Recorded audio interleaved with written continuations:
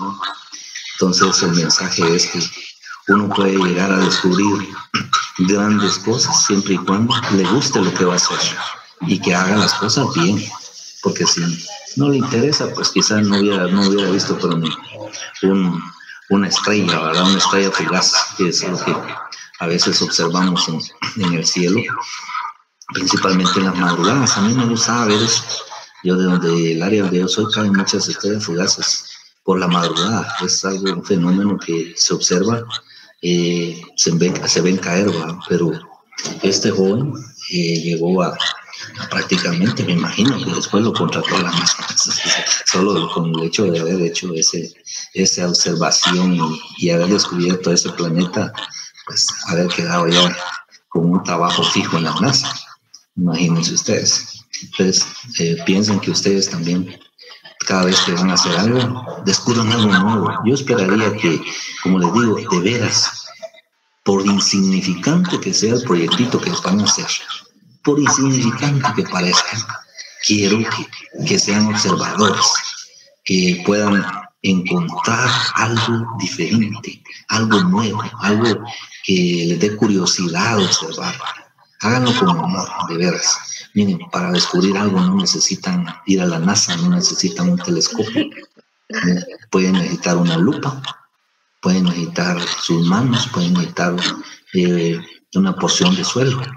Ayer, de hecho, les iba a decir también, porque ustedes creo que son los que pasan otra vez el jueves pasan desde la B, y no sé si el viernes es práctica con ustedes, pero la próxima vez que pasen, recuérdense que tienen que tener ya su videíto de la preparación de lo que hicieron, o lo que están haciendo, si es que todavía lo están haciendo.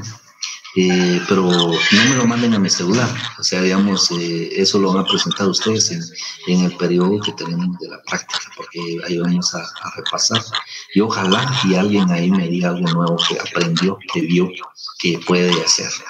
Entonces, me dio gusto ver a alguien que me lo mandó, o sea, solo así su video ya, y me dio gusto, de verdad. Miren, como dicen, hubo un poeta que dijo que el único lenguaje que entienden las plantas es convivir con ellas, ensuciarse las manos y estar ahí en contacto con ellas. Ese es el único lenguaje que entienden las plantas, y nosotros como agrónomos, pues eso es lo que queremos. Si nos da pereza, temor, o nos da, como dijera, no nos gusta tocar el suelo, creo que nos equivocamos de carrera. Entonces yo vi a alguien ahí preparando su suelo y me dio bastante, que le dijera yo, así que me llamó la atención pues la forma en que lo hizo y la forma en que lo estaba escribiendo. Tenía varias plantas medicinales y hasta ya había un problema. Tenía ahí acelga y ya se la estaban comiendo las babosas, ¿no? Entonces, como les digo, solo darse cuenta ahí, en lo poquito que uno hace, puede ver problemas que pueden ser grandes más adelante, y que de repente puede hacer una su investigación ahí, probar con qué las puede controlar, a más de lo que ya se está escrito hacer. Entonces es un llamado a que le pongan, de verdad, pongan atención, porque si se quejaban antes de los PDF, pues ahora hágalo con las manos, pues ya no va a ser un PDF, usted lo va a hacer, usted lo va a descubrir. Yo le hago esa reflexión, porque antes yo miraba que ponían volcanes de PDFs, y alguien por ahí tiró un meme que decía algo ahí sobre que, pero realmente yo creo que está en nuestra mente, está en nuestra cabeza, está en nuestra mente aprender. La carrera de agronomía es tan bonita, tan amplia, que no nos está dando solo una forma de hacer bien las cosas. Siempre nos da algo diferente, algo que nosotros podemos observar y que podemos contribuir, por mínimo que parezca.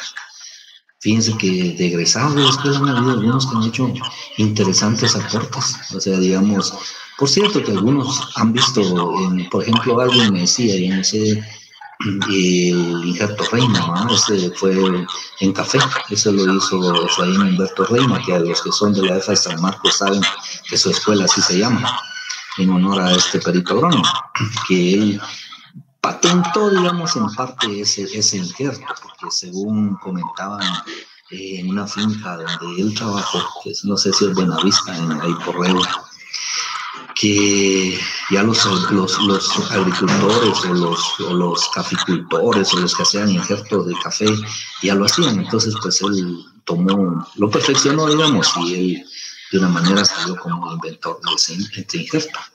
Aparente sencillo, pero que vino a solucionar un problema de nematodos que se daba en el café. Entonces yo les digo, haciendo algo ahí, ustedes van a descubrir algo nuevo. Ajá, por ejemplo, o cosas que tal vez todavía no están reportadas, tal vez están en otro lugar, pero aquí no las habíamos observado. O sea, Berta me hacía el comentario en entomología de que ya el pulgón amarillo estaba llegando, no sé si a la caña, o sea, digamos, y todas esas cuestiones que son amenazas y nuevas plagas. Eso es relacionado en entomología con lo que están haciendo. Ahora van a sentir ya lo que miraban en las fotos y de la entomología y los estudiaron, ahora ya los tienen que ver ahí sí que en acción, y ustedes ya los conocen mejor y ya los pueden ir identificando qué plagas tienen y pensando no solo en los químicos. El día de hoy vamos a empezar con los cultivos, principalmente de sobanáceas, que es el tomate como número uno, y dentro de eso, pues, descripción general va de teoría y cuestiones, pero realmente uno aprende cuando uno lo hace, o sea, cuando está en el campo. Pero después sí va a aparecer eso, va a ser lo otro, pero a veces no se va a así tan como se habla. A veces yo les comenté ya una historia del tomate, ¿se recuerdan? O no, yo se los comenté, o fue en la práctica que les comenté una experiencia que yo tuve en tomate. ¿Se los dije a ustedes sí o no? Porque miren, pues, hay una cosa, y de una vez se los voy a anticipar. Hay cosas que yo hablo aquí en clase que van a aparecer en el examen. O sea, y los que ponen atención, pues, lo van a contestar. Y los que no asisten o solo se conectan y dejan conectado ahí, que sabían como que estuvieran, pues lógicamente se van a quedar en la luna. Entonces, solo yo lo comenté, no sé si fue en práctica, al grupo de práctica, fue a ustedes. Alguien me puede dar Salvín, ¿no? Miguel Salvín. ¿Qué historia les comenté yo para entrar ya en materia del tomate? Contando. La verdad es que no recuerdo. No, ok. Paula, está bien, no hay pena, Paula, ¿qué les comenté yo del cultivo del tomate? Que yo había tenido una experiencia ya cultivando tomate.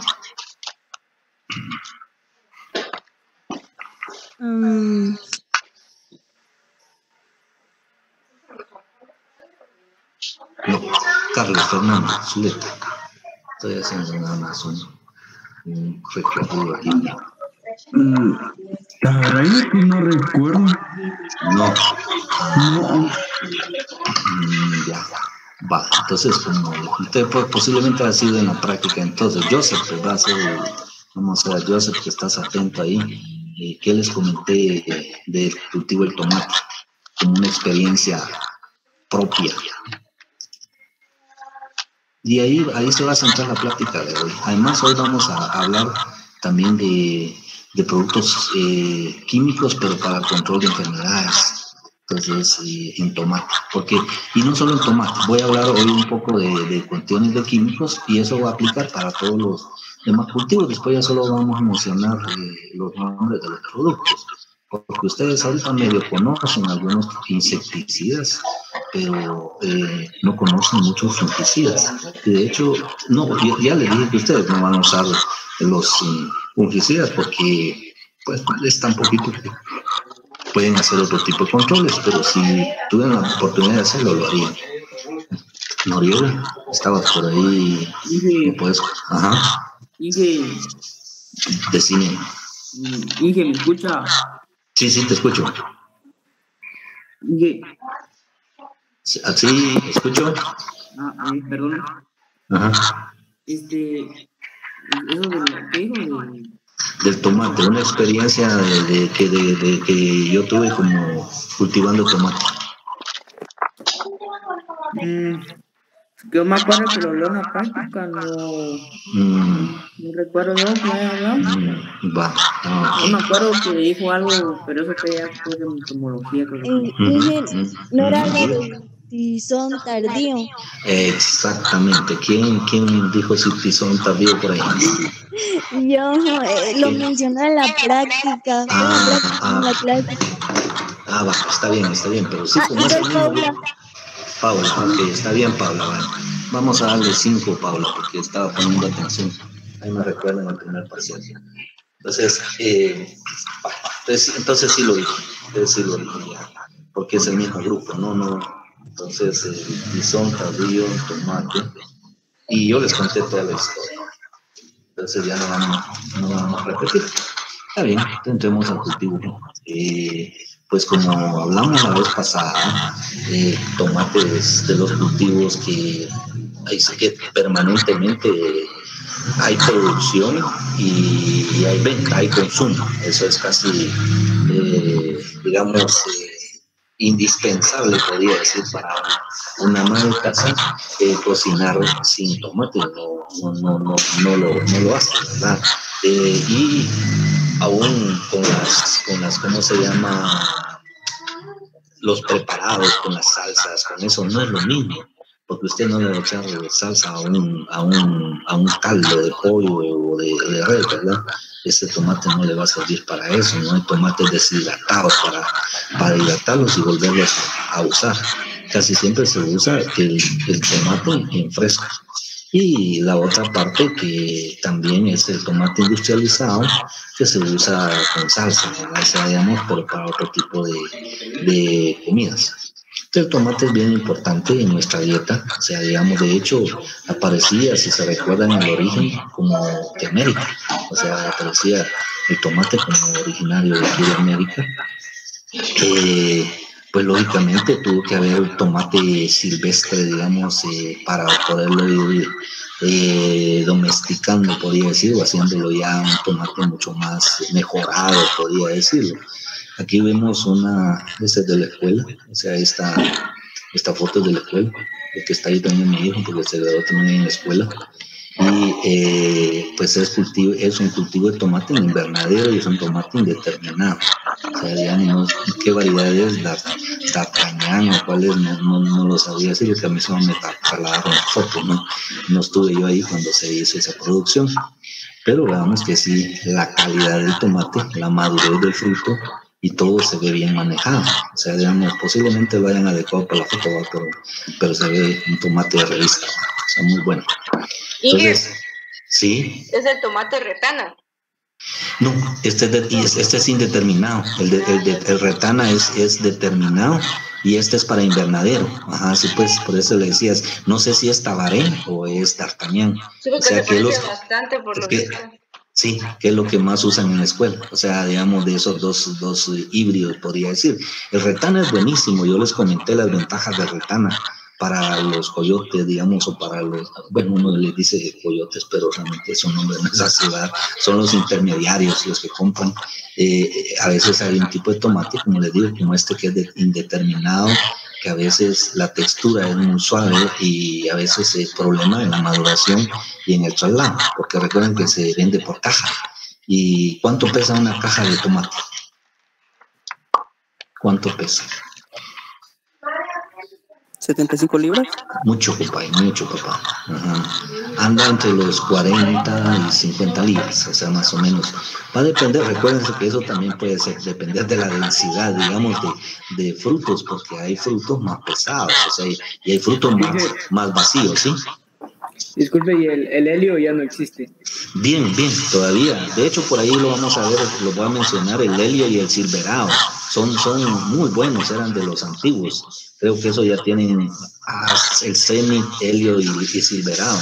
Esos me los enseñaron a mí cuando me dieron el curso. Y yo creo que bien, todavía existen. Todavía andan por ahí en el mercado. Porque son buenos, ¿verdad? Son muy buenos. Ajá.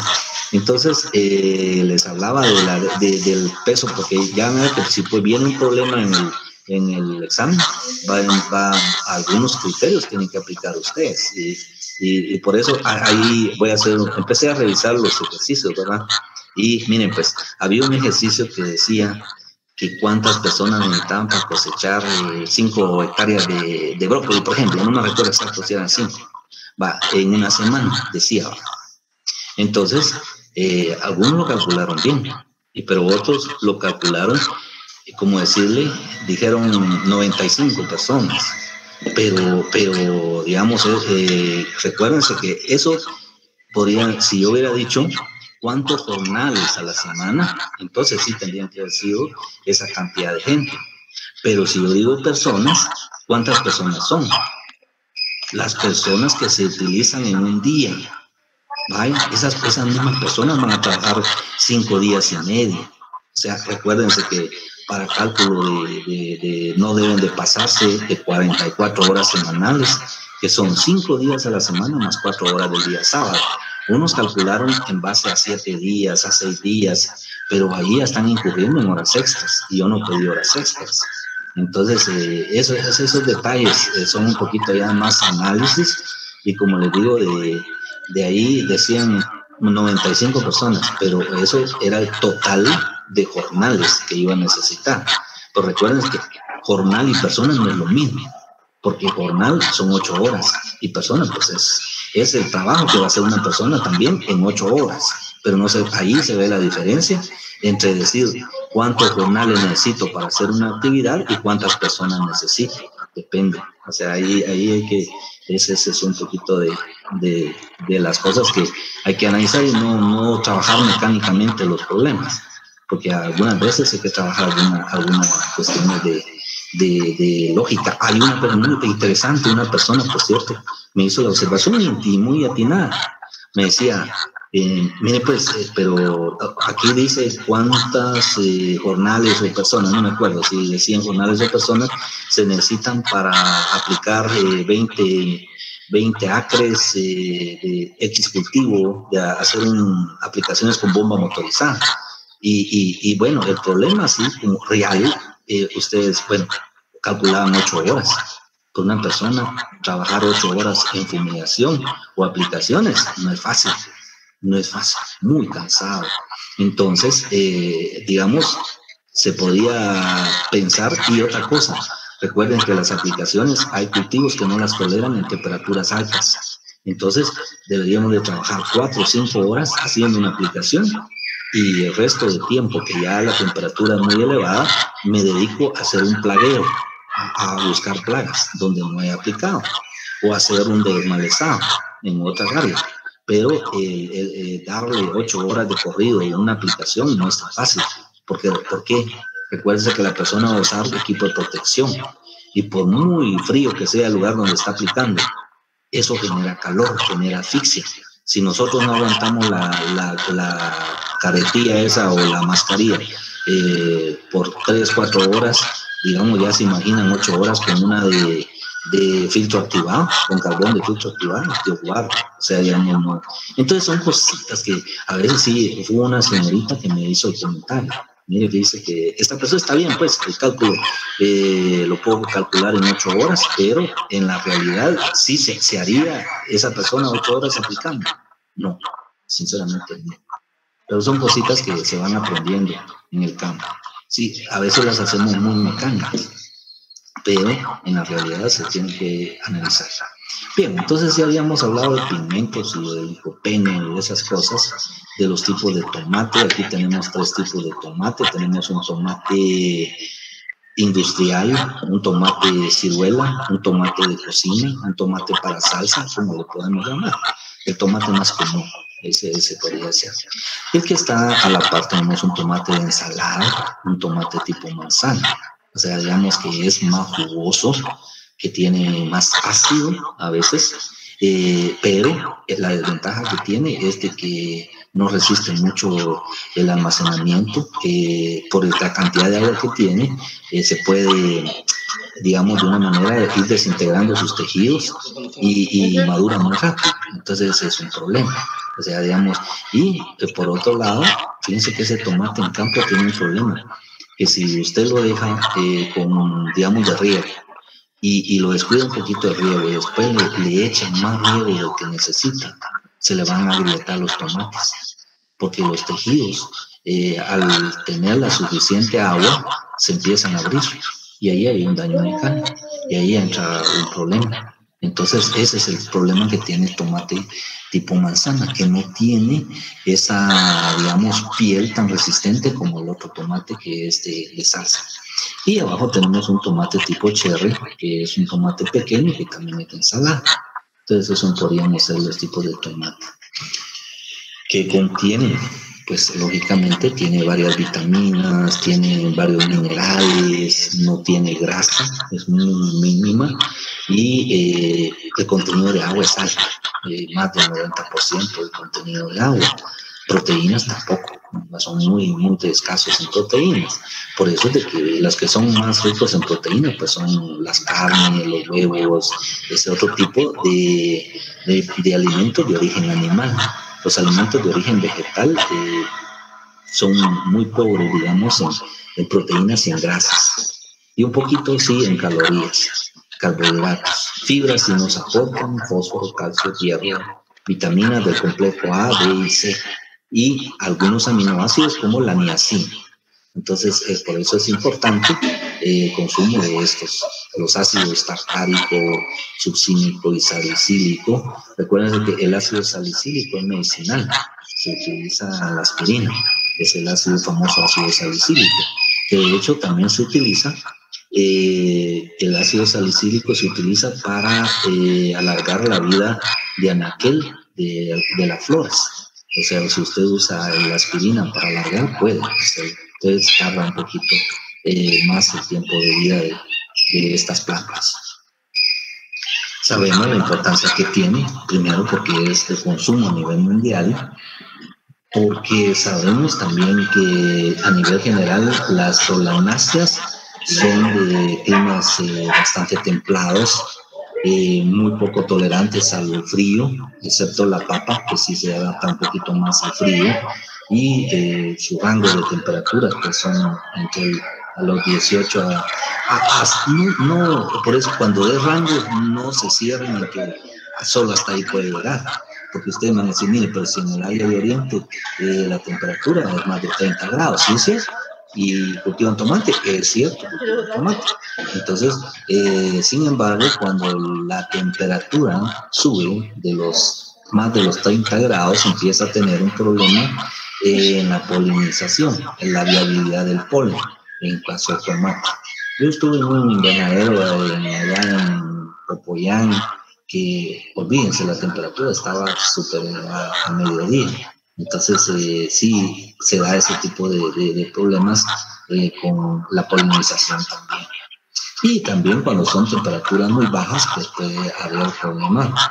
Igual en lo que es las flores, o sea, principalmente que no lleguen a cuajar, que no lleguen a polinizar. Y saben que también se utilizan polinizadores para otoño. O sea, hablamos de los bombis terrestres, por ejemplo, que son polinizadores en tomate. Y ya dijimos que se puede consumir industrializado, en pastas, como también el consumo fresco. En Guatemala creo que el mayor consumo es fresco. Solo en las comidas rápidas se utiliza un poco de la pasta y pues es digamos, pero el consumo fresco es el más demandado. Por otro lado tenemos los tomates que ya les mencioné, los cherries, que son de ensalada, igual que el manzano, que es de ensalada, y los otros pues que le llaman de cocina, que son para procesarlos, digamos, y consumirlos ya pasando por un periodo de cocción. ¿Qué departamentos son productores?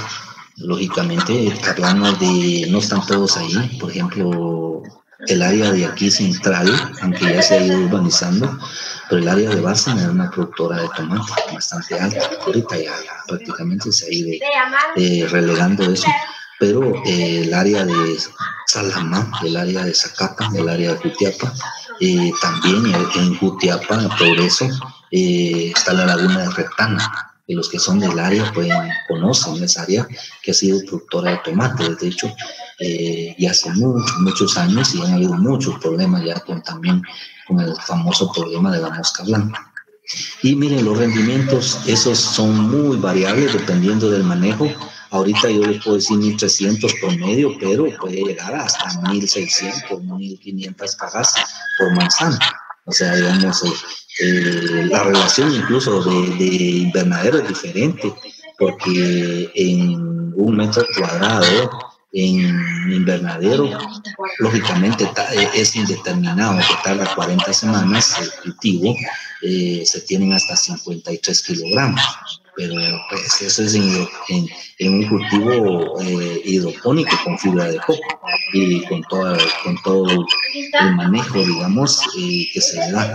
Pero cuando hablamos en forma general de los cultivos que ahora ya casi no se pueden hacer a campo abierto sin ninguna protección, antes se podían hacer, ahora ya tienen que tener casas maya, tienen que poner agribón, tienen que poner invernadero y todo por la famosa mosca blanca, por los virus, PSWB, POMB, que son los virus que afectan también al tomate, principalmente, y a las demás solanáceas. Podríamos decir que es arbustiva cuando es de crecimiento determinado, como que mencionaban por ahí el retana. No tiene un crecimiento arriba, digamos, de los 1.50 posiblemente, y en cambio los que son de crecimiento indeterminado, que son más rastreros, son semierectos, necesitan tutores, principalmente rafia, los invernaderos, y esos pues crecen hasta 2 metros y más, ¿no? Entonces eso se le va manejando, la altura se va manejando en base al tutor, que se puede ir bajando, y como el tallo es bastante flexible, pues se puede ir enrollando en la parte baja donde ya no hay producción.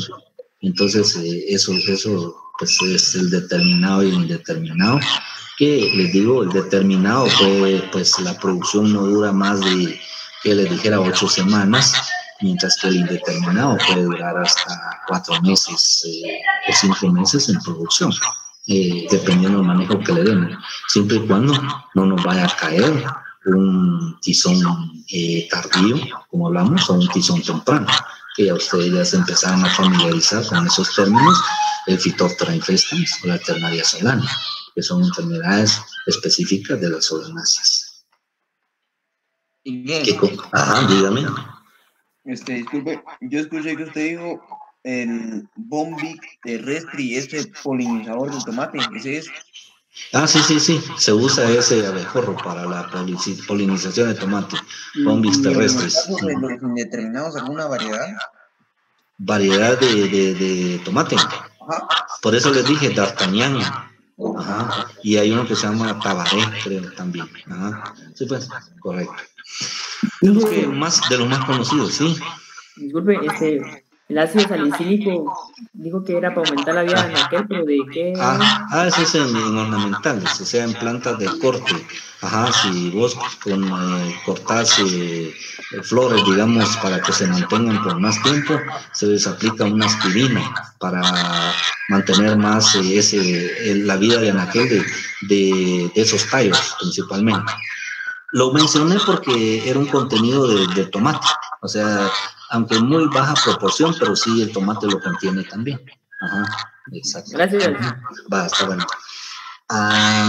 Condiciones agroecológicas, pues hablamos de las temperaturas, las humedades relativas, igual, les digo la humedad relativa entre 50 y 65%, cuando tenemos condiciones de mucha niebla o de humedad condensada, y eso es muy delicado para el tomate, como les digo, ahí sí es bien delicado que tengamos una humedad relativa muy alta por las enfermedades que ya les mencioné, porque van a proliferar hongos, por ejemplo la botritis cinerea, puede tener otro nombre por ahí, otro epíteto específico de la botritis, pero la que más se conoce es la botritis cinerea, que es un hongo le pueden llamar de post cosecha, porque nos afecta bastante en post cosecha. En el tomate lo miramos en el campo, a veces cuando hay mucha follaje y hay mucha humedad, ahí se condensa el agua y ahí crece estas esporas que son, le llaman moho gris, que es, digamos, cuando está seco uno lo mueve y se ve cabal las esporas. Creo que para ver esporas en el campo, la más grande que pueden ver es la botrytis y un hongo que se llama Rhizopus, que se pega mucha humedad también. En tomate no tanto el Rhizopus, pero la botrytis sí. ¿Y qué pasa con la botrytis? Cuando le cae fíjense que una hoja que tenga botrytis y esa hoja por humedad se pega con la otra, le traspasa, digamos, digamos, estructuras del hongo, traspasan las hojas. Y eso crece de una forma bastante agresiva. Entonces, y nos daña las flores y también nos daña los frutos. O sea, digamos, ese es un problema que hay que tratar en el campo, pero tiene que ser bajando la humedad relativa y pues aplicando algunos productos para de una manera inactivar, digamos, a los micelios, a los hongos. El fotoperiodo es bastante amplio. Creo que en las condiciones de Guatemala nos mantenemos en días neutrales, casi que de 12 horas. Ahí aparece el fotoperiodo bajo, digamos, de solo 8 horas hasta las 16. Creo que las 16 horas las logramos solo en los meses de junio, que estamos entrando al día más largo. O sea, el día más largo es el 21 de junio y el día más corto es el 21 de diciembre. Ya estamos acortándonos los días ahorita. Ahorita amanece un poquito oscuro y se oscurece y a las 6 ya está oscuro.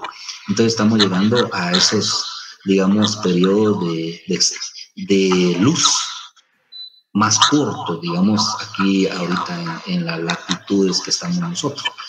Entonces, no es exigente en fotoperiodo. No es exigente en fotoperiodo porque se desarrolla desde días cortos hasta días largos, podría decir. Pero dice que nuestra condiciones de luz por la distancia que estamos hacia el sol y los movimientos de la Tierra, pues estamos teniendo casi entre 10 y 12 horas diarias de luz. Entonces no hay problema.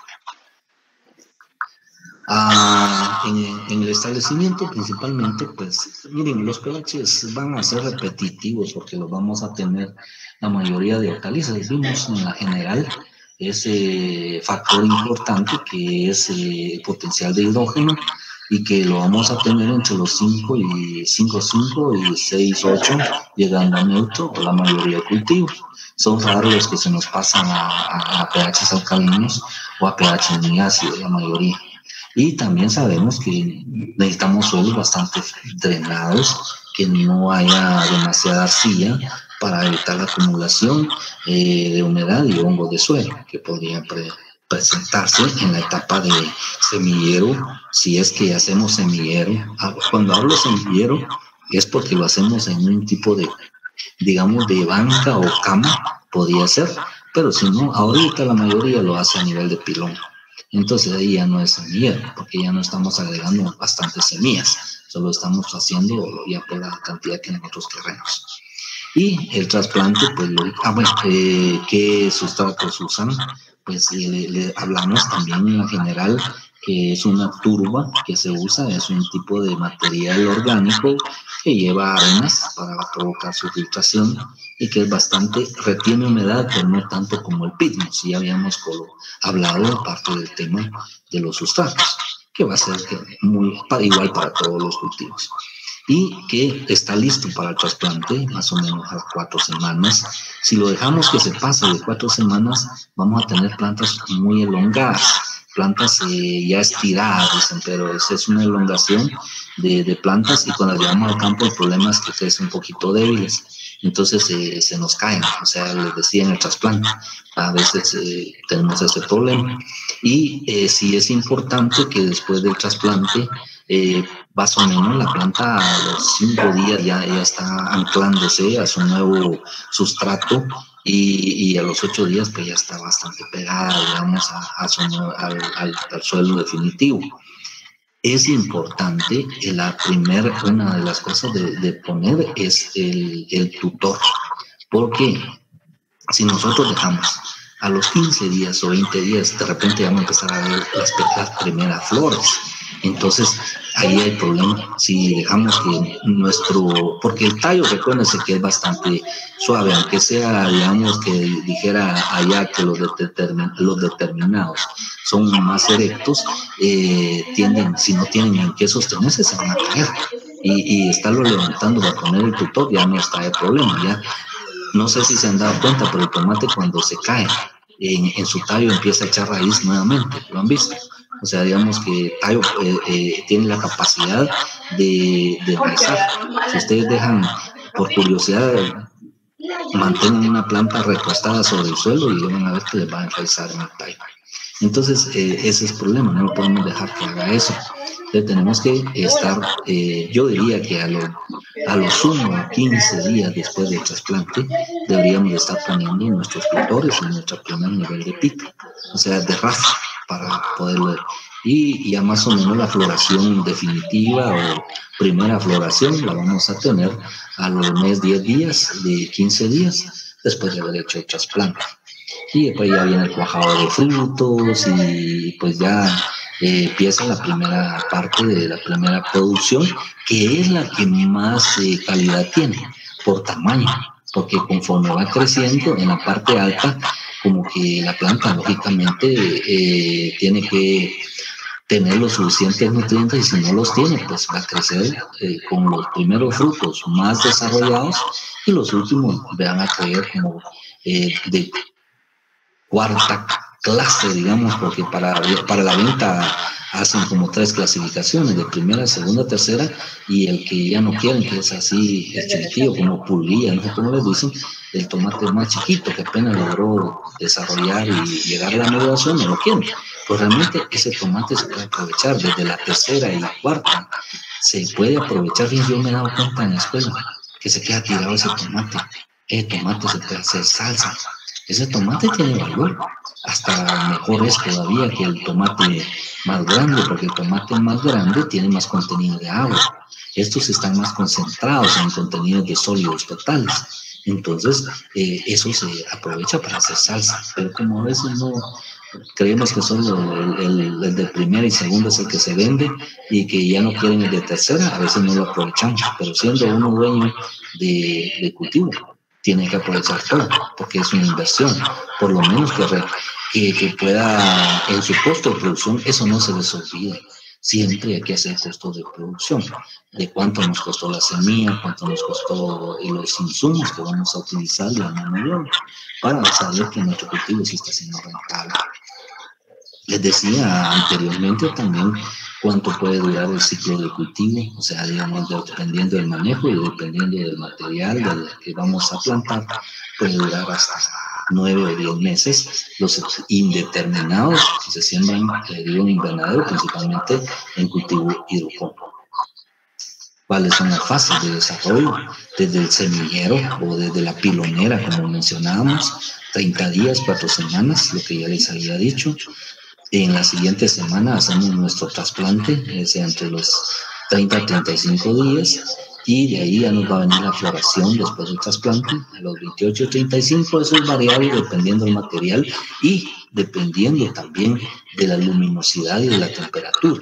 Recuerden que si hay más luminosidad, hay más temperatura, las plantas pueden acelerar más su fisiología.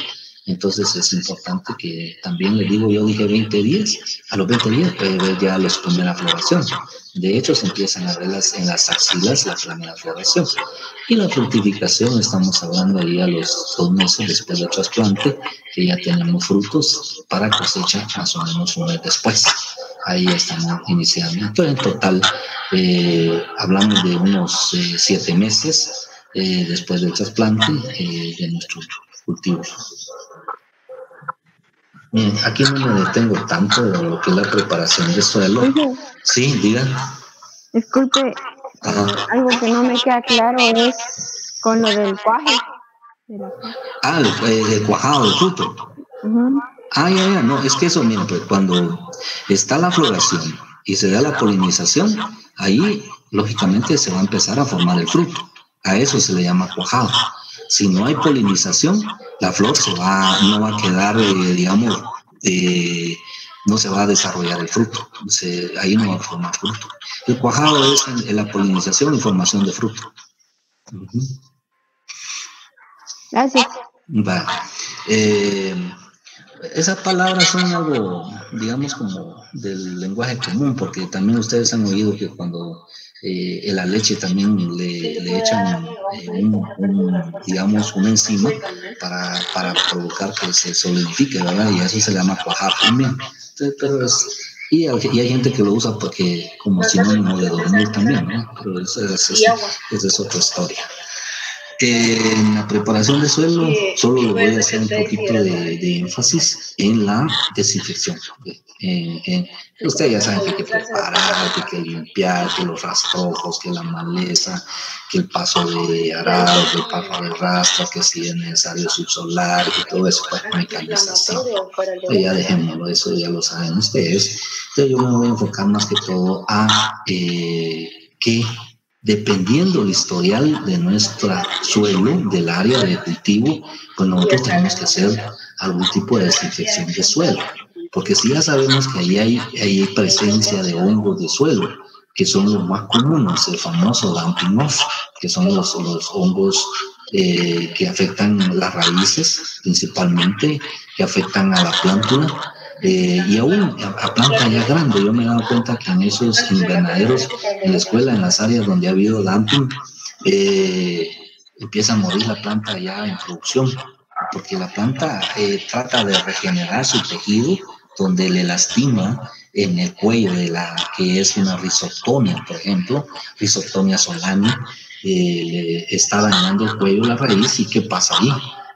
El tejido se está desintegrando, ya no hay transporte de agua, ya no hay transporte de sus nutrimentos, entonces la planta va a morir, va a provocar una marchitez permanente.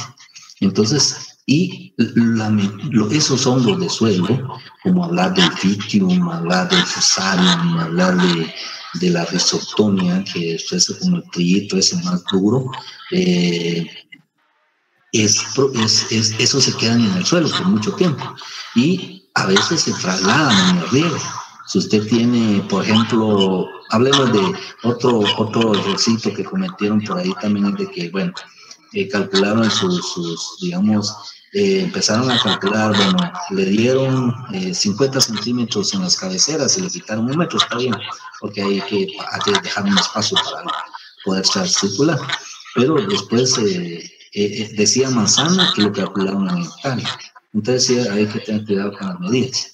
Pero digamos, lo que les iba a comentar es del Fusarium. Por ejemplo, que yo tengo un foco de infección del hongo en la entrada, digamos, de la parcela, en la entrada del terreno, porque ahí hay, pero usted le pone la cinta de goteo y cuando riega, el hongo se puede ir en el agua y a 100 metros usted lo va a trasladar en la misma agua. A veces las esporas de estos hongos se van en el agua y pueden permanecer ahí, y por eso es que lo regamos más fácil. O sea, digamos, lo podemos dispersar más fácil. O sea, por eso es que es importante la desinfección de suelo.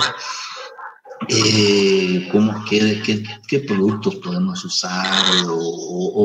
Bueno, ahí sí nos referimos a los métodos químicos, porque la solarización es un proceso muy lento y pues definitivamente tiene que tardar como 1 mes para el solarizado.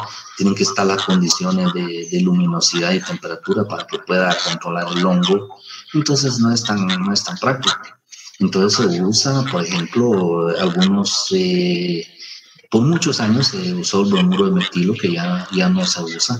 Entonces fue sustituido por algún producto a base de sodio, que es el metamsodio y la clorpitrina. O sea, la clorpitrina se le había agregado al bromuro de metilo, venía el 98%, y el 2% restante el de clorpitrina. ¿Para qué? Porque el bromuro de metilo, lo que sucede es que es altamente letal, lo puede matar a uno y no tiene olor, ni sabor, ni nada, ¿verdad? No se puede percibir, es un gas digamos, inoloro, incoloro. Entonces, para saber que se estaba aplicando ese producto, se le agregó clorpitrina. El cloro sí es bastante irritante. Ustedes destapen digamos, recipiente con cloro y les van a sentir el fuerte, digamos, gases que emana el cloro, porque es altamente volátil. Entonces, por ejemplo, ahorita con eso las manifestaciones, ¿no? La policía usa bombas lacrimógenas y esas bombas tienen clorpitrina, porque eso irrita la nariz, la garganta, les dan ganas de toser, les pica la garganta y le lagrimean los ojos. Entonces, eso es sinónimo de saber que en esa área hay un producto peligroso. Entonces, por eso es que al metamsodio se le había agregado primero al bromuro, pero como el bromuro dejó de usarse, entonces se le agregó al metamsodio la famosa clorpitrina. Y después se dieron cuenta que la clorpitrina también no solo era un aviso de que se había aplicado ese producto en el campo, sino también que era controlador de hongos. Entonces ya le agregaron más clorpitrina. Yo me recuerdo cuando empezamos a usar, de hecho nosotros hicimos una tesis, no la hice yo, sino yo lo asesoré a uno que era mi auxiliar allá en la empresa. Él estaba para graduarse ingeniero agrónomo y él estaba evaluando varios productos para control de hongos de suelo, sustitución de bromuro. Y entre esos, pues estamos evaluando metamsodio. Entonces, ahí todavía el porcentaje de sodio era alto. Y pues eso tiende a degradar suelos también, ese es un poquito el problema. Y otro de los problemas que tiene eso es que normalmente se aplica en el goteo, se aplica en las tuberías de riego y va un poco, no diría corrosivo, sino desgasta el PVC. O sea, los PVCs donde se utiliza ese producto tienen vida útil más corta. Entonces empezamos a tener problemas de rotura, de quebradura de tubos PVC en el sistema de riego. Entonces, después empezaron a salir formulaciones con mayor porcentaje de clorpitrina y menor porcentaje de metano. Hasta el momento que yo sepa, productos que se han utilizado, nosotros usamos también el peróxido de hidrógeno, que yo les recomiendo que lo podían usar, solo que ese ya venía para uso agrícola, no compramos de la farmacia, pues, porque nosotros teníamos que usar unas, no qué sé yo, les dijera, comprábamos unas 100 canecas de cero tolerance, o sea, cero tolerancia. En Estados Unidos se llamaba, porque nosotros lo importábamos de Estados Unidos. Aquí no había, comercialmente no lo estaban trayendo. Entonces, como yo era, digamos, el encargado de la finca de regencia fitosanitaria, entonces yo podía firmar y hacer pruebas con productos químicos traídos del extranjero. Entonces, así hicimos pruebas con ese cero tolerancia. Después tuvo otro nombre. Yo creo que aquí en Guatemala lo están empezando a comercializar ya para uso agrícola cuando ya es mayor extensión. Nosotros podíamos hacer pruebas pequeñas, les dije que podíamos usar el que se usa, que viene el 10% que está en los frasquitos color café. Pero, ¿cómo se llama? Ya hay uno de uso agrícola específicamente. Pues se puede usar porque ese elimina los hongos al contacto. ¿Qué otros productos podemos usar? No recuerdo ahorita otro producto que se use para la desinfección de suelos. Bueno, aparte del producto químico, ¿no? O sea, de ahí los otros que vimos por desinfección a vapor, por eso ya lleva calderas, eso ya lleva otro proceso, que lo usan en invernaderos cuando se está desinfectando sustrato, que se va a poner en maceta. Pero como nosotros no vamos a cultivar en maceta, sino en campo, son cantidades de suelo mucho más grandes. Entonces ahí está mencionando el peróxido de hidrógeno o el cero tolerancia. Bien, ese es el proceso de desinfección. Entonces en algunos casos, ¿sí? Por ejemplo, para lo del el gas lacrimógeno, yo tuve esa experiencia también. Y mi tía lo que nos hacía era toallas húmedas con vinagre para poder bloquear. La Exacto, sí, eso dicen que digamos, como es un gas, entonces bloquea, digamos, la humedad, como que cierra los poros. Y me imagino que el vinagre debe hacer algo de una película que evite. Sin embargo, sería solo para la boca y nariz, ¿verdad? Porque en los ojos ya es diferente. Ajá. Exacto, sí, sí se usa eso, sí se usa eso. Que de hecho podía, por decir algo, podía ser, por decir algo, y es como uno hay que ser práctico, ¿verdad? Entonces, cuando se está usando una desinfección de suelo, como les decía, de metán sodio, puede usar, si no tiene otro tipo, digamos que no tiene mascarillas, podía usar ese tipo de mascarilla, digamos, improvisada, mascarilla que podía usar para evitar que le llegue la clorpitrina, ¿verdad? Podría ser también. Qué bien, muy bien. Entonces, con la densidad de siembra, jóvenes, también les dije que no hay una regla exacta de que así tiene que estar a 1,10, que tiene que estar a 1 metro, a 1,30. Bueno, va a variar dependiendo del material que tengamos y también de las condiciones de clima principalmente, porque nosotros tenemos que evaluar si una densidad alta no nos va a provocar más problemas de enfermedades. Si es un área menos ventilada, si es un área muy húmeda, definitivamente no nos conviene tener una densidad muy alta. O sea, digamos, entre más la densidad sea más, pues, lógicamente hay mayor producción, pero hay mayor también demanda de nutrientes. Y por otro lado, más o menos se calcula que puede haber una densidad por hectárea entre los 19 a 30, ahí dice 3.000, pero son 30.000 plantas. No puede ser 3.000, tienen que ser 30.000 plantas. De acuerdo. Entonces, la densidad de siembra. Alguien me preguntaba por ahí que iba a sembrar chile y tomate.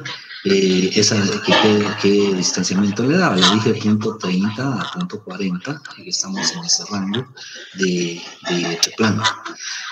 Otros me preguntan, bueno, a doble hilera simple.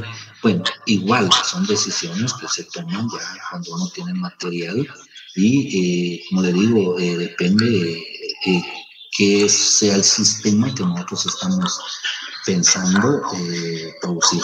O sea, digamos, lógicamente aprovechamos más el espacio. Si le tenemos una hilera doble, en Chile es más fácil porque son plantas que no son tan rastreras, digamos, o que no van a formar demasiado follaje. En tomate a veces sí se da una formación de follaje bastante alta.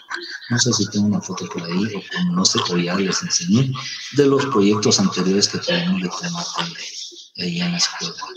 Bueno, a nivel de invernadero, pues no, les mostré la vez pasada, creo, unos túneles de fasado, cuando se hicieron, no lo tengo acá, pero pues la producción a nivel de macrotúnel, túnel y todo eso, pues ya hablamos bastante sobre por qué, para qué es necesario hacerlo. ¿Qué elementos necesita? Pues igual es otra de las cuestiones que tampoco me recetas dadas, que cuánto lo vamos a aplicar. Por ejemplo, decía, le tiro un puño. Pero el puño, ¿cuánto es? O sea, digamos, depende de la mano. Si es una mano grande, puede estar abarcando hasta 20 gramos o más. Si es una mano pequeña, puede abarcar menos. Tampoco le vamos a tirar, digamos, la cantidad. Eso es cuando lo hacemos granulado, pero recuerden que ahora la mayoría ya es soluble, ya es a nivel de riego, en factor riego.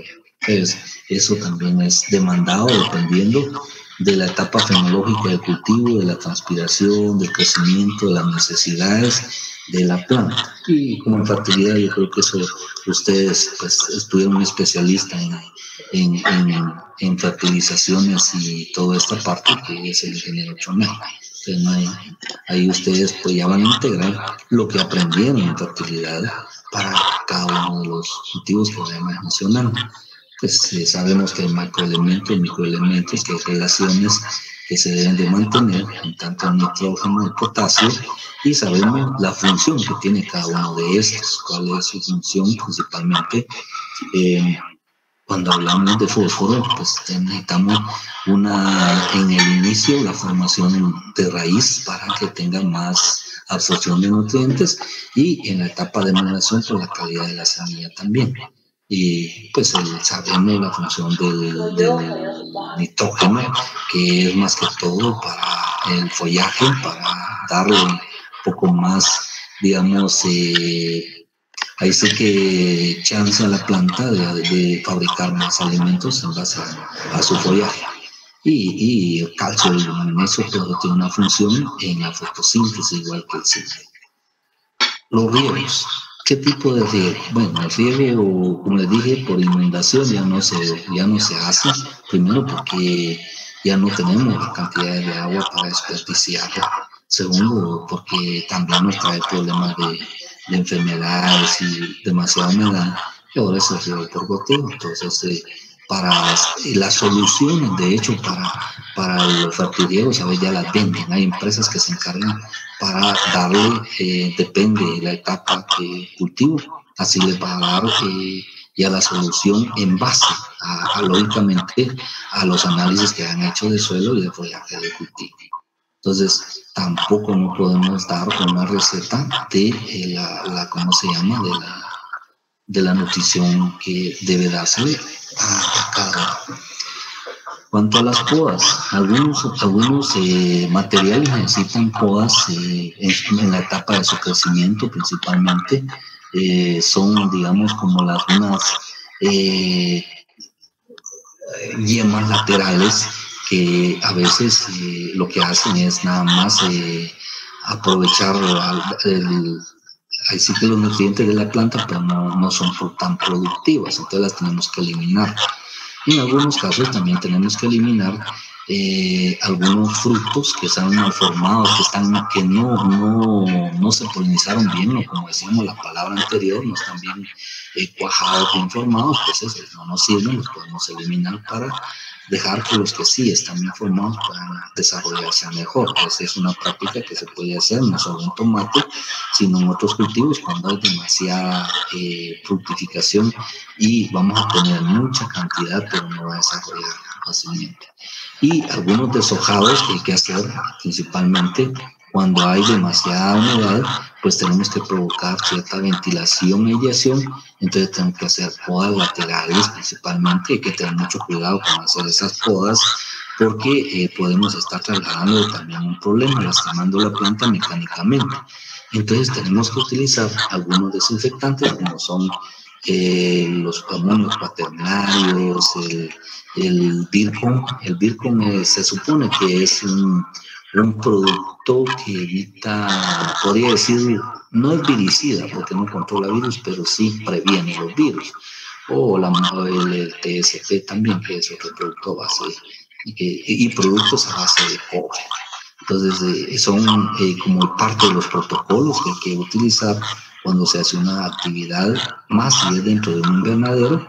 Y estamos hablando ahora, ya creo que ya es casi imposible poder producir las tomate y chile a campo abierto. Casi todo tiene que ser bajo un invernadero.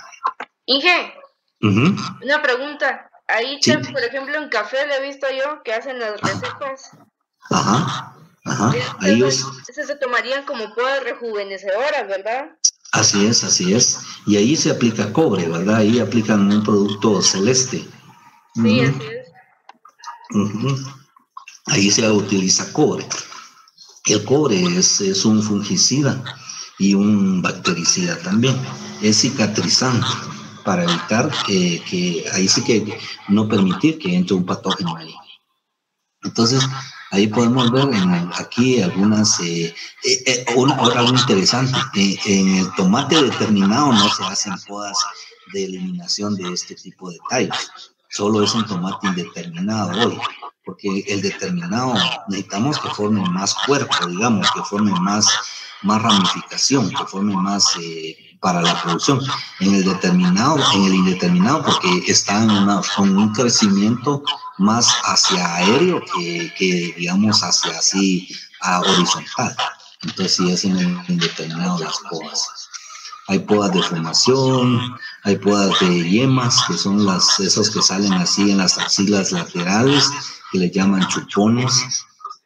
También les dije de las no es común hacer eliminar flores y frutos, no es común, casi nunca.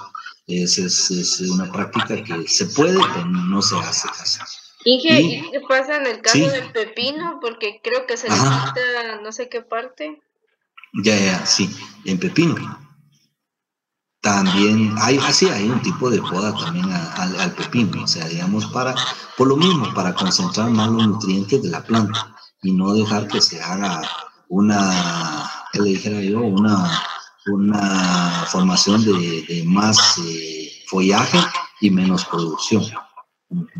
Y las podas terminales o de yemas terminal o de espunte, que eso lo que nos provoca pues es que haya crecimiento lateral también. Entonces ahí pues es un invernadero, y el tomate que yo puedo observar es un tomate tipo manzana, creo yo, porque si se dan cuenta tiene lóbulos, o sea, se le forman bien las cavidades, digamos, que se le llaman lóbulos. Al partir, el tomate tiene una simetría, o sea, al partirlo se le ven paredes, y dentro de esas cavidades va a estar la semilla. De hecho, yo ahí miro un problema. Vamos a ver quién es observador y me dice qué problema está observando en ese cultivo de tomate.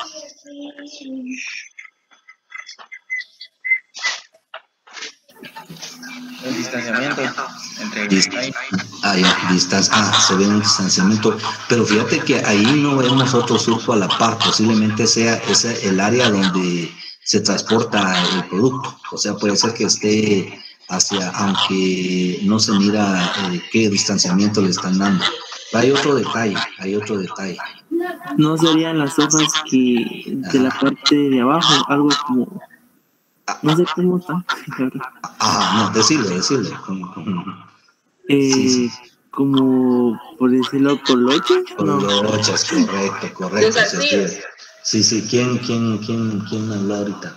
Yo, Minor TQ. Minor, ok. Serían los arcillos que se les tienen que eliminar.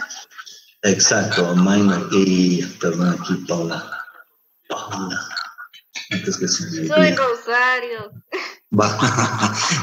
Sí, aquí hay un problema, pero alguien más quiere opinar de este problema, que hay acolochamiento de las hojas bajeras. Aquí hay un problema de acolochamiento de hojas bajeras.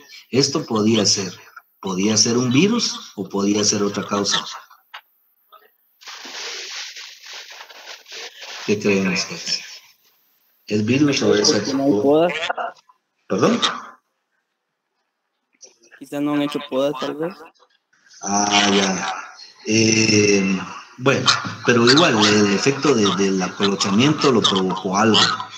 Para mí, creo que no es un virus. Yo creo que aquí fue un daño, posiblemente aquí han aplicado un herbicida, Luis, porque si se da cuenta, solo la parte de abajo casi es uniforme el problema. Pero si vemos hacia arriba, las hojas ya se ven bien.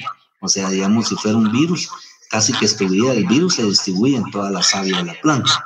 Entonces podríamos ver las plantas viróticas, pero aquí casi que es un problema de un efecto posiblemente de un químico. O sea, eso es lo que yo creo.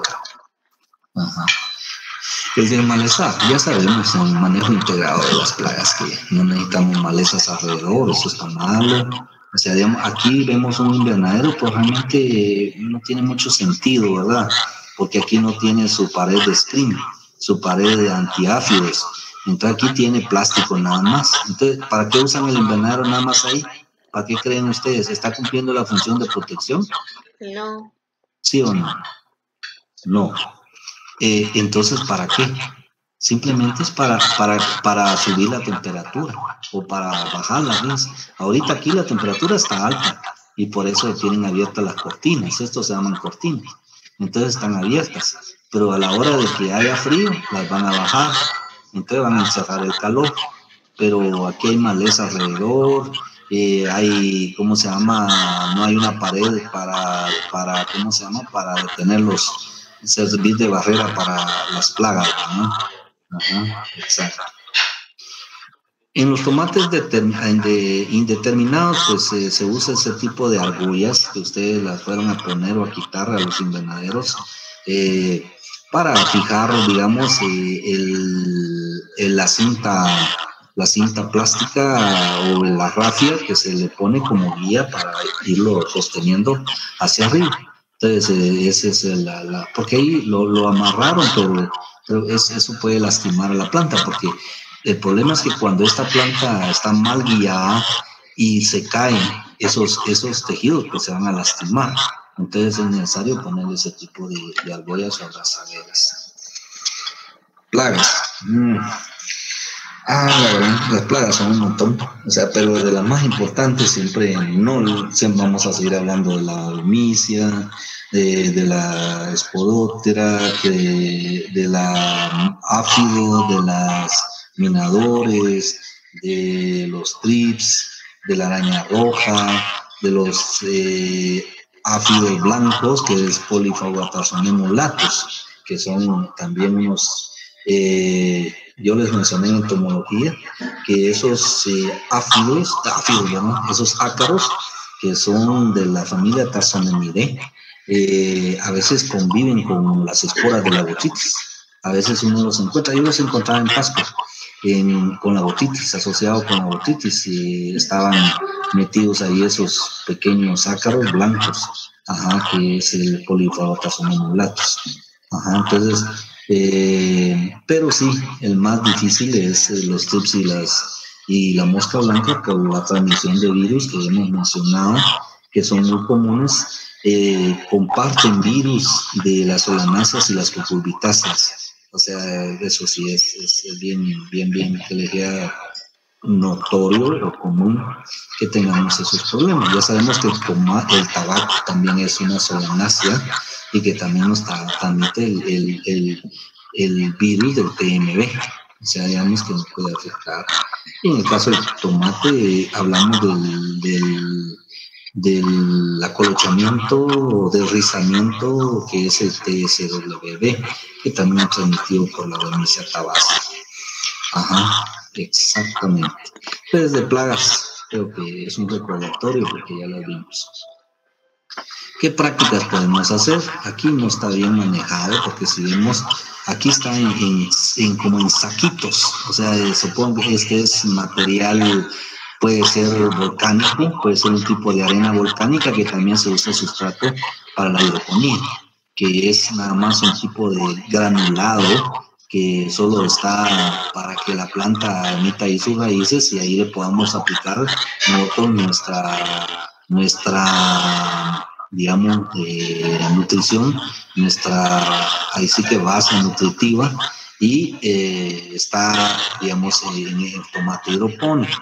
Sin embargo, aquí vemos que en las calles, y como bien hizo la mención acá alguien sobre el distanciamiento entre calles, es bastante amplio, y por el otro lado vemos que también hay malezas, aunque sean verdolagas, pero hay malezas. O sea, aquí hay portulacas posiblemente u otro tipo de maleza que aquí debería estar totalmente limpio.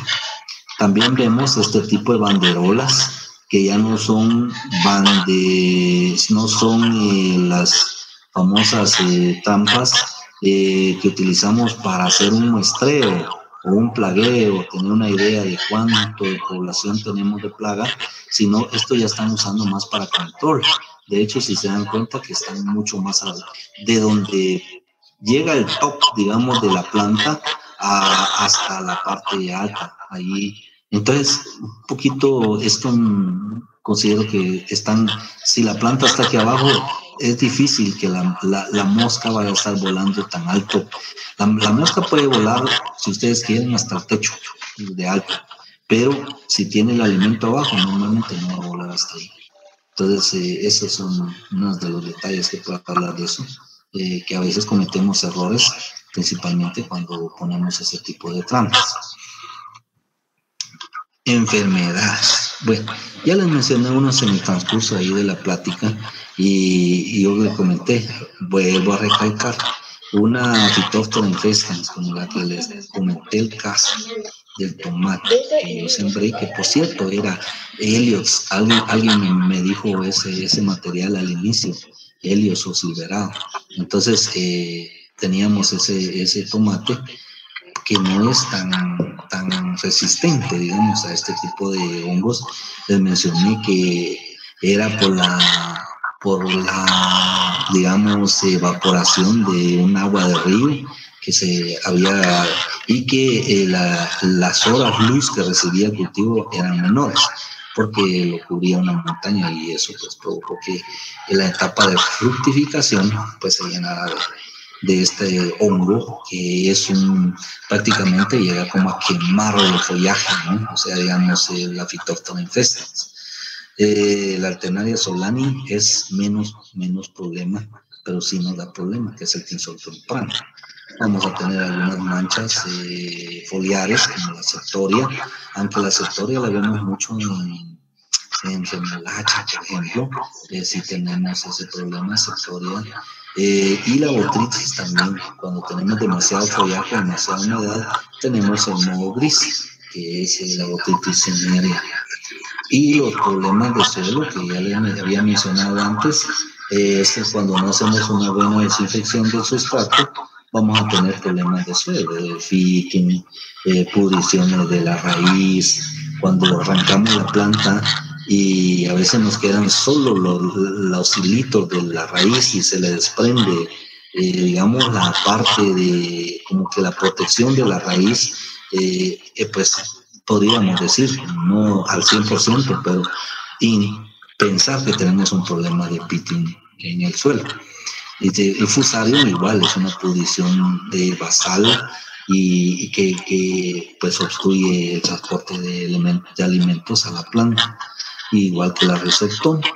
Y la ralstonia es una bacteria que ya les había mencionado la vez pasada, cuando estábamos hablando de que es una bacteria bioterrorista, y les comenté del geranio y todo eso, ¿no? Les hablé de ralstonia, les hablé de moco de banano, les hablé de la ralstonia en papa, que es una bacteria bastante delicada, que puede durar hasta 10 años en el suelo, y que sí es bastante delicada, que no son las mismas razas y biobares para cada uno de los cultivos, pero que sí es dañina, o sea, digamos, es dañina. Hay una forma fácil de saber si tenemos una bacteria en el tallo.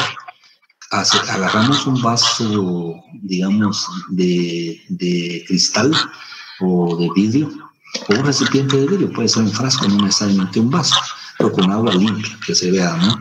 Cortamos el tallo y lo suspendemos en el, ¿cómo se llama? En el vaso. Lo dejamos que no toque el fondo, sino que quede más o menos a la mitad del vaso. Y en poco tiempo se empieza a ver que se empiezan a formar unos hilitos, o se empiezan a formar unas masas y empiezan a precipitar, empiezan a descender. Esas son ya, digamos, podríamos decir, un conglomerado de bacterias. No sabemos qué bacteria es, si es una pseudomonas, si es una ralstonia o qué tipo de bacteria, pero ya sabemos que es una bacteria, que no es un hongo, porque estamos teniendo precipitados de masas, principalmente de eso. Por eso ya la ingeniera Claudia, que es la especialista en fito, les va a ir comentando.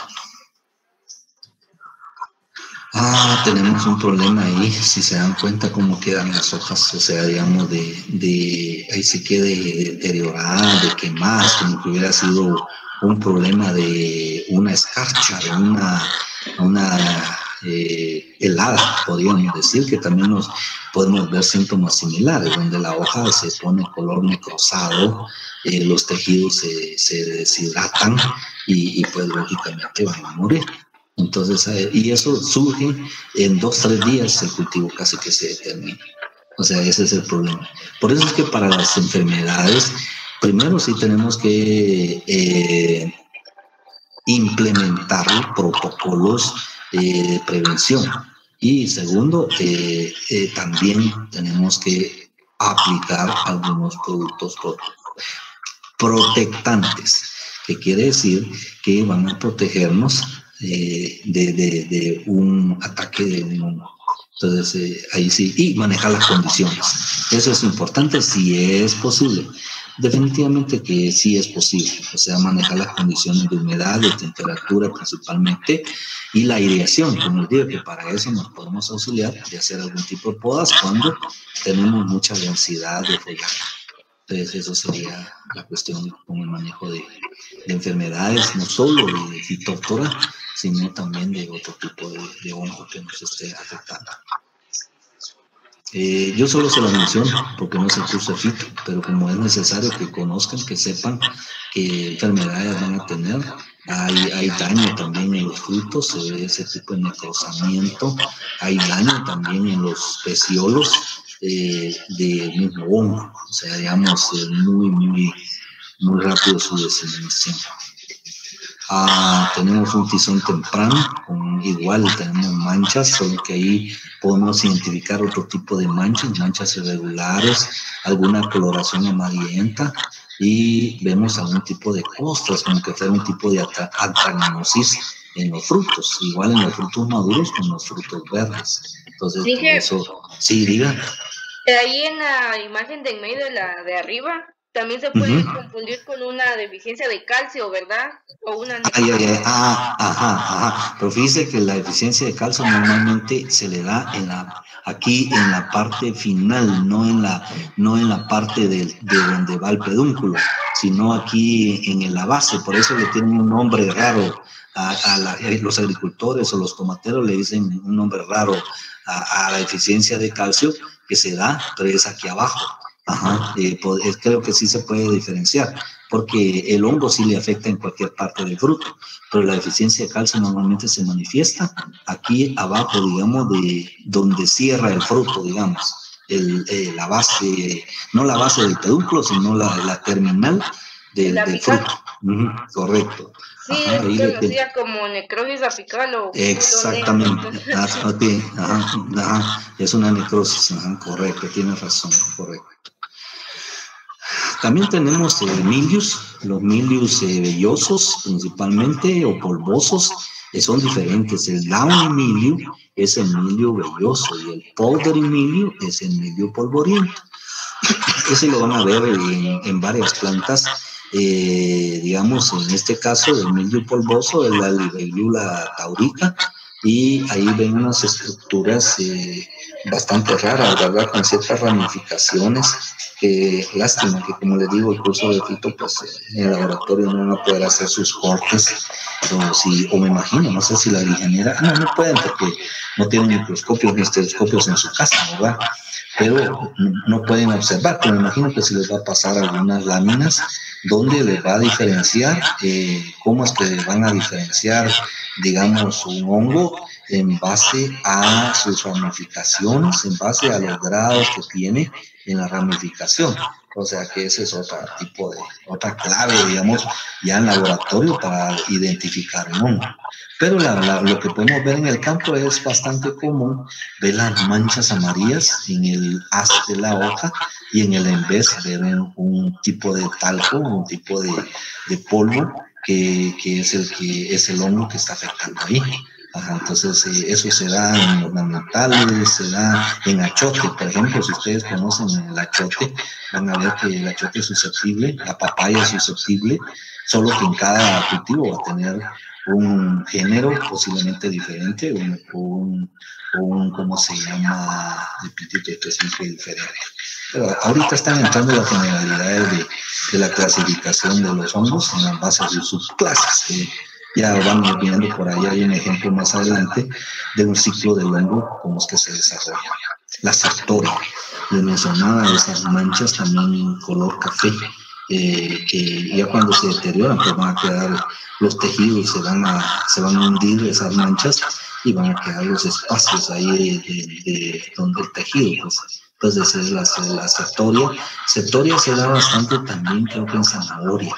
En tomate lo más común es los mildios y los tizones. Estos otros hongos son menos susceptibles del tomate. Igual que otras como las antragnosis. Aquí ven este tomate, es tipo manzana.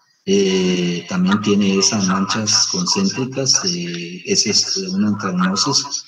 Por ejemplo, Coletotrichum lindemuthianum, no sé si este sea lindemuthianum, pero hay ese tipo de antragnosis, y la antragnosis a veces o afecta a los frutos o afecta a los tallos. Normalmente, eso es la característica de las manchas color negro por eso es una antagnosis, y son manchas hundidas, o sea, son manchas que van a afectar la calidad del fruto, igual que la cercóspora. En caso de café, ya que asocian las enfermedades de café también con ESCA, también el café también cercóspora. O sea, hay otras manchas bastante redondas, digamos, que podemos identificar. Pero eso tiene mucho para aprender en fito. Y la famosa botrytis, podemos ver las masas de esporas, que son las semillas de los hongos, que están deteriorando, aunque aquí yo creo que están asociados con una bacteria. Por lo que miro la destrucción del tejido, creo que hay una bacteria ya metida, pero y quizá posiblemente la botrytis o es el hongo primario o es el secundario, pero aquí hay un problema. Y estos, al tener contacto con el tallo, con las hojas, también se van a contaminar. O sea, y estas esporas se van por el viento cuando uno mueve las plantas. Por eso es que hay que eliminar. De hecho, cuando los frutos están chiquitos, y esto lo hace abortar. O sea, digamos, este hongo hace abortar los frutos también. O sea, digamos, porque afecta bastante a veces en las flores. Entonces tenemos que combatir esto, pero eso es por demasiada humedad. Este es un hongo que pertenece a la subclase o clase, no sé cómo la llaman, de los ascomicetos, son hongos imperfectos. Esto ahorita no, solo es para que vean que hay un ciclo. No se los voy a decir, no me lo van a entender así, tal vez, porque aunque ya vieron con la ingeniera, es el ciclo de un hongo imperfecto que tiene ascosporas, o sea, digamos, donde ahí están dentro de una, digamos, cápsula, que son las ascas, y de ahí van a liberar las ascosporas que van a penetrar en el tejido de las hojas principalmente, donde van a formar micelios, donde van a introducir sus autorios para pasar a otro nivel, que serían ya la formación de conidios y conidióforos, donde se forma una fase sexual que está llegando también aquí en las hojas secas. Este es el caso de una cenicilla, o sea, digamos, como la cenicilla que vemos como el mildio polvoso. Y así sucesivamente van a pasar a otro nivel, que van a formar ascogonios, y ahí va a hacer otra fase sexual. Como les digo, solo es una generalidad, porque yo no soy el experto en fito, ¿verdad? Y la ingeniera, yo me imagino que ella también ya le dio algo de esto, y va a hacer una formación de otra estructura, que son los cleistotecios, que van a pasar ya a ser hibernantes en hojas secas, o sea, para mantenerse ahí con un micelio hibernante. Y entonces ahí se está conformando cómo es que están actuando los hongos. Aquí el objetivo no es que me aprendan de memoria, yo le pregunté en el examen, ¿y cuál es la fase asexual de la tal hongo? No. O sea, yo lo que quiero dar idea, y como les digo, es de cómo es que actúan los hongos. No es simplemente un hongo que aquí salió la espora, aquí cayó, y ahí se reprodujo, volvió a ser espora y volvió a caer. No, tienen un ciclo donde se van transformando según las estructuras y según las condiciones, donde y de hecho los hongos cambian cuando pasan de una fase a otra, cambian entonces de nombre. O sea, no mantienen el mismo nombre. En la fase sexual se llama de una manera, en la fase sexual se llama de otra. Pero eso es por como le digo, el ciclo que están dando. Entonces, ahí es importante pensar que también tenemos que interrumpir esa formación. De hecho, aquí, donde se está dando la liberación de las esporas, en el asca, van a haber teliosporas. En el caso de la roya van a encontrar teliosporas, y así sucesivamente, baciliosporas para los baciliomicetos, y las ascosporas para los ascomicetos, y bueno, ese es un pequeñito relajito. Pero solo el objetivo de acaso es que me entiendan que hay una fase, que hay un ciclo que es, los insectos tienen su ciclo, como también los hongos tienen sus ciclos, donde también pueden quedarse, en algunos casos pueden quedarse hibernantes, quiere decir que están inactivos, que no hay tejido vivo para que se desarrolle, pero ahí van a estar. Y cuando ya tengan las condiciones, condiciones de humedad, condiciones de temperatura, entonces ya van a volver a activarse y a volver a seguir la reproducción de los hongos. Bien, jóvenes, esa es la parte del cultivo de tomate en grandes generalidades. Creo que se nos agotó el tiempo. Entonces yo les había prometido que íbamos a ver fungicidas, pero mejor dejémoslo para el siguiente cultivo, que tal vez es más corto, hablar del cultivo de chile, y ahí les voy a entrar, pero sí, en la familia de las solanáceas les quiero dar toda esta parte de productos, que ya van conociendo productos, que van conociendo más o menos cómo actúan, así parecido a los MOAs. Estos no tienen tanto MOAs, estos se llama FRAC. Ese es un código FRAC, que es el que debe de alternarse también. O sea, también tenemos que tener cuidado para evitar la resistencia de los hongos, estar metiendo solo fungicidas sistémicos, aunque fungicidas sistémicos son muy pocos, pero hay más de contacto, hay más protectantes. Pero sí tenemos que tener cuidado en la rotación de esos productos, porque si no, igual, yo les comentaba el caso de que nosotros teníamos problemas de suelo y decían que era fitium, y le estuvimos metiendo metalaxil, y el hongo se volvió muy resistente, y al final de cuentas no era el tal fitium, sino era Fusarium rhizoctone, y al final lo controlamos con Trichoderma marciano, la cepa T22. Esa fue la que usó, y que esa fue la que yo hice mi tesis para graduarme de ingeniero. Entonces, esa es la cuestión. O sea, en general, como les digo, pues hay algunas cosas van a sonar repetitivas en los demás cultivos, pero aparte es del manejo, ¿no? El manejo del cultivo. Entonces, como no me gusta quitarle su tiempo, como yo sé que ustedes son muy responsables en la entrada, pues también quiero que sean responsables en la salida. Entonces, el día miércoles continuamos. Y por favor, a los de berenjena, listos para el lunes. El otro lunes les toca. ¿Estamos? Ingeniero. Ajá. Disculpe, ¿será que me podía dar un minuto después de que termine la clase? Va, está bien. Gracias. Inge. Nada, quédese. Ajá, vaya, Dios. Inge, solo para informarle que Perdomo tuvo cuestiones médicas, por eso no se pudo presentar y dijo que iba a presentarle después. Va, de acuerdo, gracias. Bueno, me aprovecho. Luego, buen inicio de semana.